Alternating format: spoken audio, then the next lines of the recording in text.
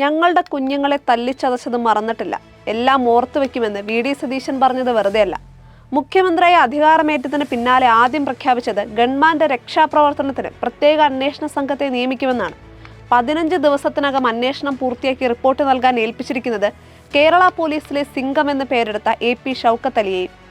NIA ഭീകരവാദ വിരുദ്ധ operation സ്പെഷ്യലിസ്റ്റായി അറിയപ്പെടുന്ന ഇദ്ദേഹം 1995-ൽ 1ാം റാങ്കോടെ കേരള പോലീസിൽ സബ് ഇൻസ്പെക്ടറായി കരിയർ ആരംഭിച്ച വ്യക്തിയാണ്.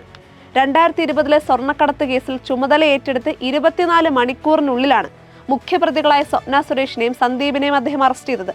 തലശ്ശേരി DYSP ആയിരുന്ന സമയത്താണ് TP ചന്ദ്രശേഖരൻ വധക്കേസിൽ കൊടിസുനി, ഷാഫി, കിർമാണി മനോജ് എന്നിവരെയും CPM നേതാക്കളായ PK കുഞ്ഞനന്ദനെയും P മോഹനനെയും അറസ്റ്റ് ചെയ്തത്.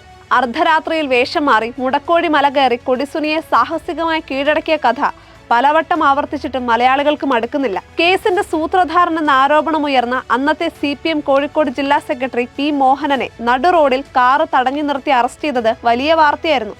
2014-ൽ NIA-യിലെത്തിയ അദ്ദേഹം പ്രശസ്തമായ കനകമല ISIS കേസ്, തമിഴ്നാട്ടിലെ വിവിധ ഭീകരവാദ കേസുകൾ എന്നിവ അന്വേഷിച്ചു.